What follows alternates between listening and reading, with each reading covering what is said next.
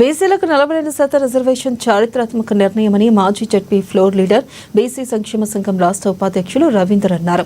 ఈ మేరకు కరీంనగర్ జిల్లా చిగురుమామిడి మండల కేంద్రం బస్టాండ్ వద్ద కాంగ్రెస్ పార్టీ బీసీ సంఘాల ఆధ్వర్యంలో ఘనంగా సంబరాలు జరిపి స్వీట్లు పంపిణీ చేశారు.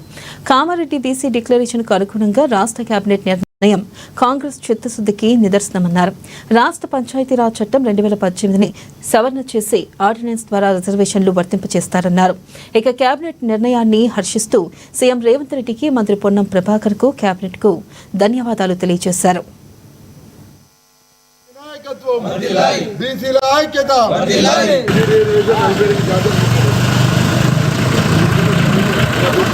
కామారెడ్డి బీసీ డిక్లరేషన్లో ఎన్నికలకు ముందు ఏ వాగ్దానం అయితే చేసిండ్రో తెలంగాణ రాష్ట్రంలో కాంగ్రెస్ పార్టీ అధికారంలోకి వస్తే బీసీలకు 42% రిజర్వేషన్ కల్పిస్తామని అప్పుడు రాహుల్ గాంధీ జోడో యాత్ర లోపల దేశం మొత్తం కూడా అందరికీ బీసీలకు సామాజిక న్యాయం చేపిస్తామని చెప్పినటువంటి ఒక వాగ్దానం మేరకు తెలంగాణ రాష్ట్రంలో కాంగ్రెస్ పార్టీ ఏర్పడ్డ అతి తక్కువ కాలంలోనే ఈ యొక్క రాష్ట్రంలో ఉండేటువంటి ఒక బీసీలకు సామాజిక న్యాయం జరగాలి.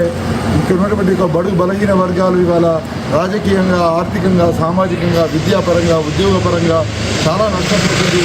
వీళ్ళ బతుకుల్లో వెలుగులు నింపాలనేటువంటి ఒక ఉద్దేశంతో 2004 ఫిబ్రవరి 4 నాడు క్యాబినెట్ మొట్టమొదటి తీర్మానం చేసింది. దాని తర్వాత ఫిబ్రవరి 16 నాడు అసెంబ్లీలో బిల్లు ప్రవేశపెట్టి తీర్మానం చేసి గవర్నర్ పంపి తద్వారా రాష్ట్రపతికి పంపడం జరిగింది. ఇప్పుడున్నటువంటి ఒక పరిస్థితులలో స్థానిక సంస్థలు జరపాల్సినటువంటి ఒక ఎన్నికలు జరపాల్సినటువంటి ఒక అవసరం ఉంది.